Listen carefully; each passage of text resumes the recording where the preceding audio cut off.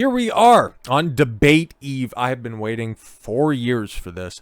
4 long years, and it's finally here. And my plans, well, they ended up getting a little bit scuttled. I was thinking, maybe I'll do a little live debate reaction. Maybe I'll do a little breakdown afterwards, do a little live stream on it, something like that. But then I kind of figure out it's like, oh, CNN's going to be hosting it. And it's like, well, I don't have YouTube TV and all that crap. It's not available in Canada and all that crap. And trying to get a bootleg live stream. And it's like, I could go and I could jump through all that stuff. But then at the same time, everybody and their mother is going to be broadcasting it. So it's like, yeah, I'll just do a review of it. Don't worry about it. I'll be fine. I'll get some clips and stuff like this. And even in the aftermath of all of that, yeah, I think that would be far more important for me to just simply break down the stuff in the aftermath, add my commentary over the top of it, as opposed to just the knee-jerk reaction of what's going on right now by just going, hey guys, CNN sure was unfair, right? Oh wow, Donald Trump was sure braggadocious. It was certainly stunning and brave for Joe Biden to be able to stay awake during the entire time. It's like everybody's going to be talking about the same stuff. I want to once again, take a look at some of the highlights, assess the aftermath, and what the hell is going to be going on in the lead up to the next debate, and if Biden's going to be Trump's debate opponent. I think that's far more important, far more unique coverage, as opposed to people trying to, copyright dodge CNN because they made a statement, and Tim Pool and several others are starting to echo it, that CNN is now threatening any social channels that provide commentary on the debates, stating that they will not allow the use outside of CNN. Well, it's like there's fair use exemptions, but if anybody's streaming on YouTube, well, we know the DMCA policies over there at YouTube. The moment that one of their mainstream media counterparts decide, hey, get rid of that stuff, YouTube will just go ahead and the feed at a moment's notice. Commentary on presidential debates is the epitome of fair use, which is always why I've kind of pointed out, are these actually endorsed by the Presidential Debate Committee? Aren't these just extracurricular debates that are just being put on by the Trump and Biden campaigns? And haven't the DNC and RNC not convened yet and officially anointed their chosen representative for the 2024 election? So yeah, this is, in all technicality, and I'm not here to toe the line for CNN, I'm just simply here to lay out the facts. This is their production.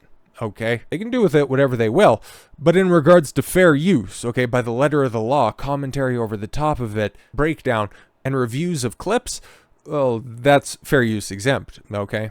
But YouTube is going to YouTube at the end of the day, and while Rumble will go ahead and, it'll be completely fine in regards to that. So if you're going to be watching anybody on the night, feel free to go and check stuff out over on Rumble, because they aren't going to be pulling down anybody's streams unless CNN is going absolutely bonkers. But we'll have plenty of stuff to talk about in the afterglow of the debate. Just simply go out there and enjoy it, because there could be a fair few things to talk about in regards to the things that could be happening in the next couple of days, of which I will eventually talk about if any of them do come to pass, because the Supreme Court is currently in session and they have 10 cases as of Monday evening.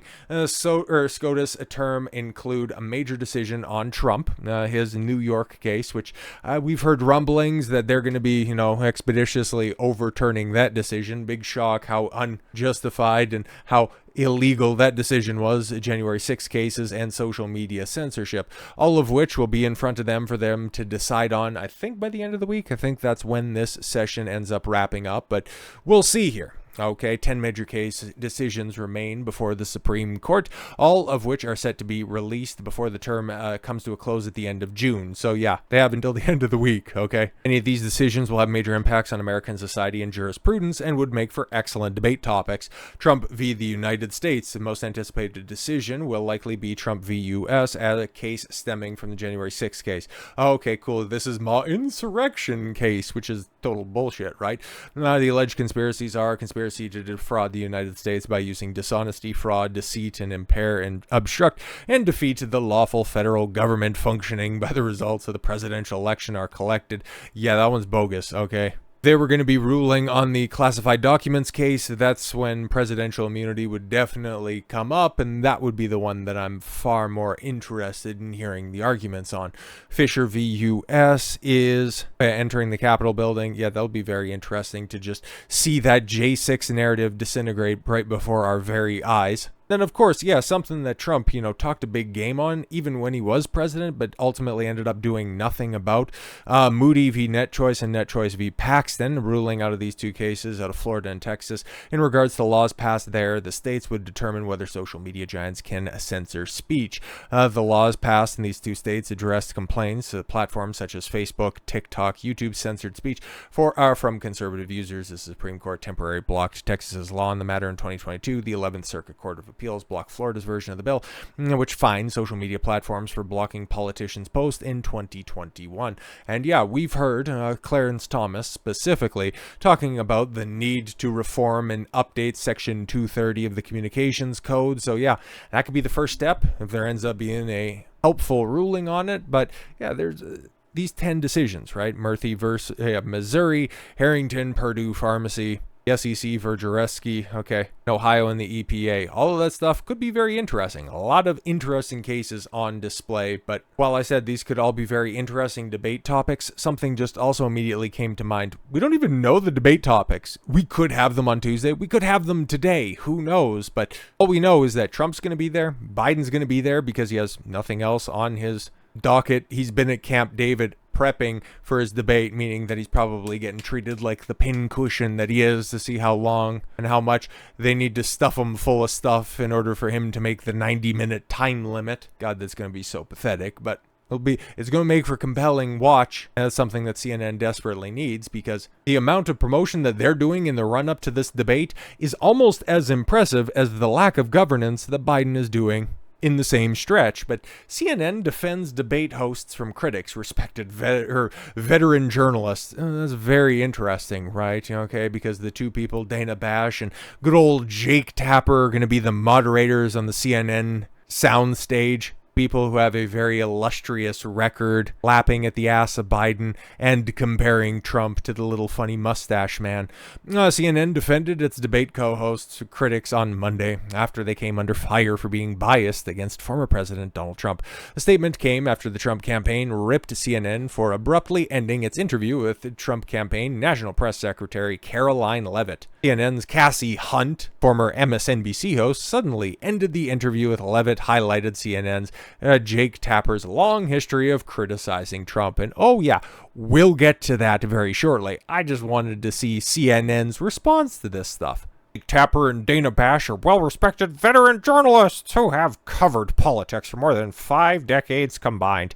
They have extensive experience moderating major political debates, including CNN's Republican presidential primary debate this cycle.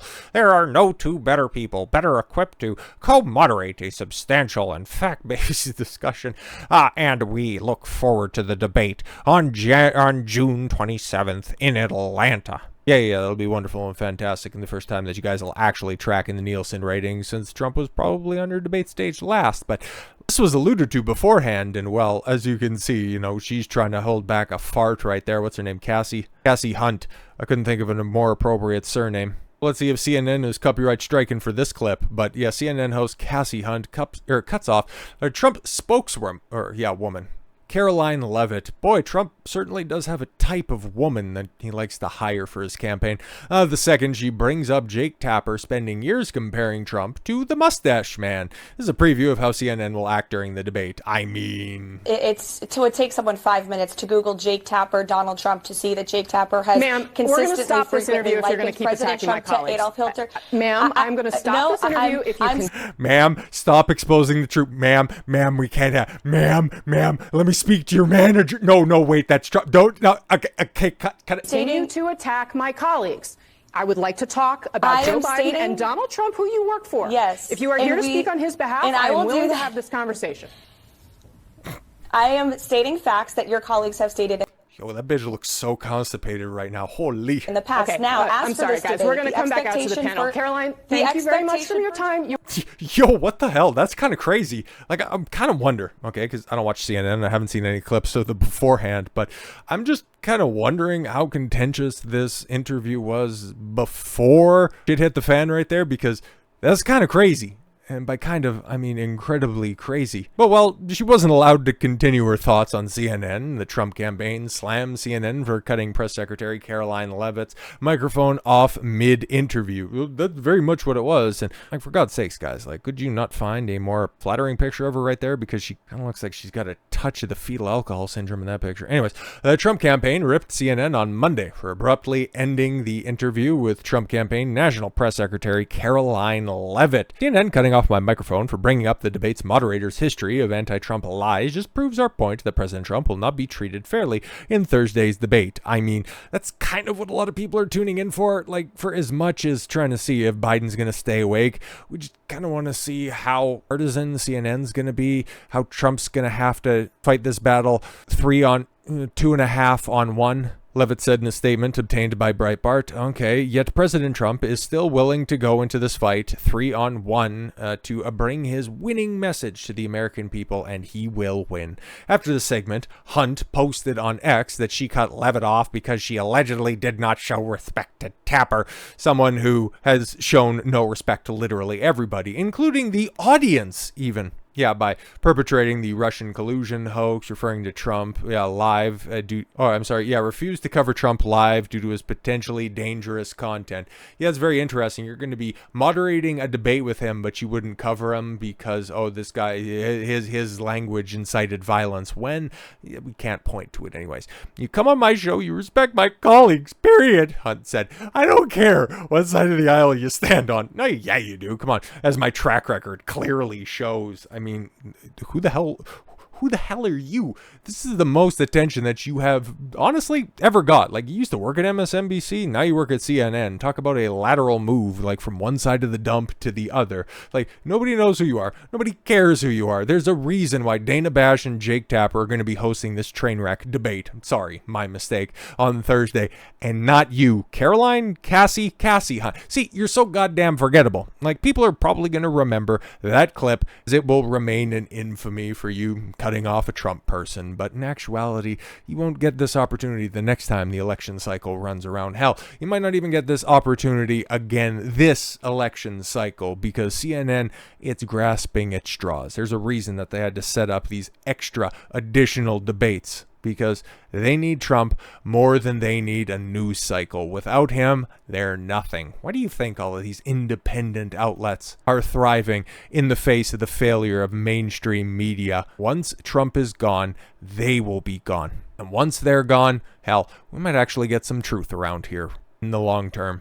So for all of those doomers that are out there that think that things are never going to get better, that it's just the same, or it's just different heads of the same coin, nothing's ultimately going to end up changing. I guess, hey, leave it to me to be the eternal optimist, thinking that, you know what, there might be a little bit of light at the end of this tunnel. There might actually be a pot of gold at the end of the rainbow. And hell, even if there isn't, sure as hell going to have a fun time on Thursday. So with all that said, thank you all very much for the gift of your time. I've been Don Consuelo. I want you to follow your gut and get after it. Take care, everyone.